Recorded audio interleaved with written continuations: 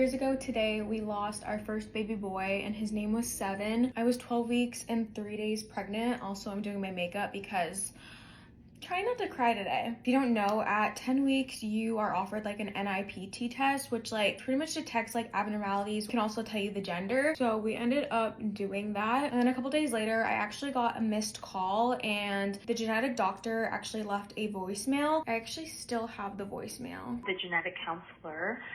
I am calling today because unfortunately your cell-free fetal DNA screening test came back as concerning in pregnancy, and I wanted to talk to you more about it. The results came back negative for Down syndrome and negative for trisomy 18, but they did come back as positive or an increased risk for trisomy 13 in your pregnancy.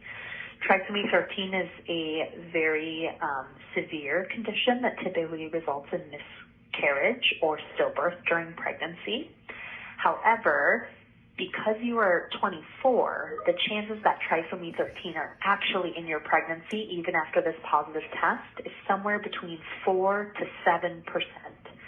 So I want to tell you again, it's somewhere between 4 to 7% chance that this is true, trisomy 13 in pregnancy, but there is also a 90, somewhere between like 94% chances is not going on either. So I got that voicemail and obviously I was terrified, but I also had like a little bit of hope just because she emphasized that it's such a low percentage that he actually has that. If you guys don't know what trisomy 13 is, it's also called Patau syndrome. It's basically when a person has 3 copies of chromosome 13. Usually the norm is like 2 copies, I'm pretty sure. So yeah, I did have a little bit of hope because she emphasized so much on like that low percentage. And prior to this testing, we had an ultrasound and everything looked normal. I called her back right away and thankfully they were able to get us in for an ultrasound just to like check on everything and see if everything was okay. So Jalen and I went to the doctor to get our ultrasound and the ultrasound tech didn't really say anything. It kind of was like a blank face. It was very silent. So I felt like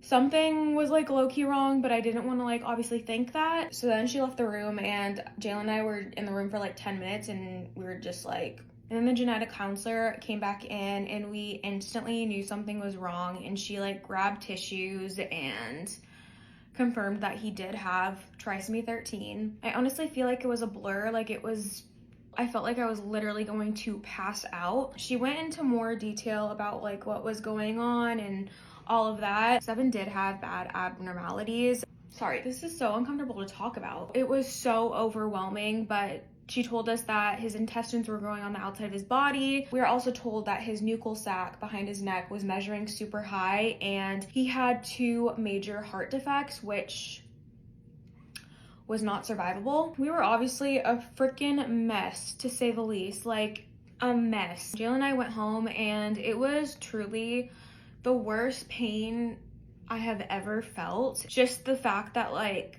he was still in my stomach and we got that news and knew it wasn't gonna like end with a healthy earthside baby was the most like heartbreaking thing ever. A couple days went by and those days like horrible. They ended up putting me to sleep and I delivered him. I just remember one of the doctors before they put me to sleep was like holding my hand and I will never forget that doctor. We did get his footprints. Look at how little and cute. I just remember filling out the paperwork to get his ashes and I was just sitting there and I was like, no parent should ever have to go through this. Like it just didn't feel real. I'm just sharing this because I know when I was going through this, I felt so alone, but I just want you to know that you're not alone and I'm sending love to anyone that's going through something like this because it was horrible. Now 2 years later, we are so blessed and thankful that we have our rainbow baby Crew. He's the freaking best. It's just so crazy because it took us 7 months to conceive Crew and right now Crew's actually like 7 months. Like,